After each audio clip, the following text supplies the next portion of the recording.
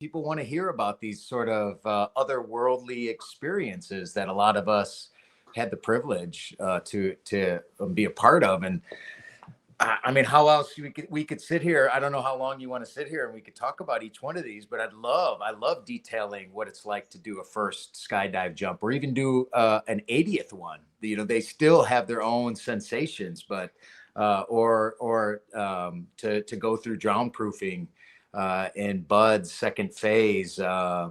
Or perhaps, I mean, all of these things, log PT on the beach, surf torture.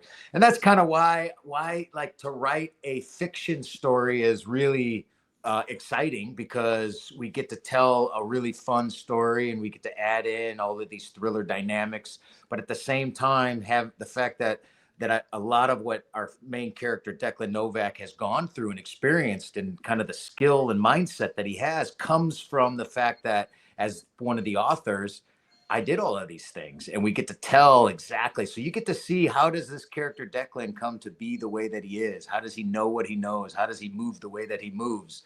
Well, it's because we know in great detail what it takes to get there, right? This guy's experienced all this thing. So like in the book, one of my favorite chapters that I wrote was about the first cage fight that Declan Novak ever gets himself involved in. So it really just, like, from the very beginning of walking into his first mixed martial arts gym, to taking his first fight, to showing up in the ring, showing up at the arena, weigh-ins, doctor check-ins, and then just sitting and waiting for his name to be called, and then having to force himself to step inside the ring for his very first MMA fight against another guy that wants to kill him, right?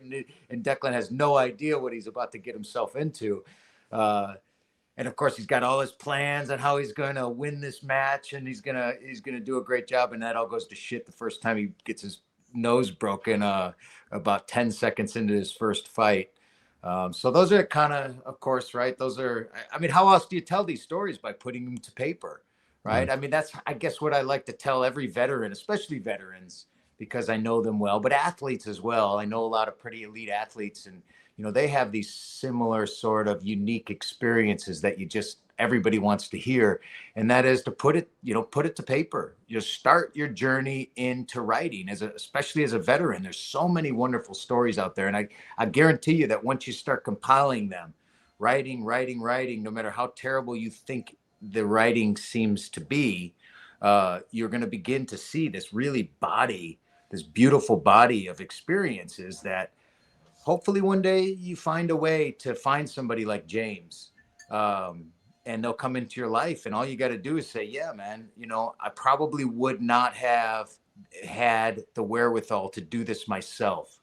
And I'm so fortunate that somebody came along and he said, I want to tell this story. I want to be a part of this journey. I want to write this book. And we became partners in this project. And that's how we ended up getting to the point where we have a published book, and we're able to try to get some of these stories out there. All right. So how do you guys handle the writing part? Do you each write a chapter, flip it back to each other, and then each one rewrites the chapter or reads it, or how does it work?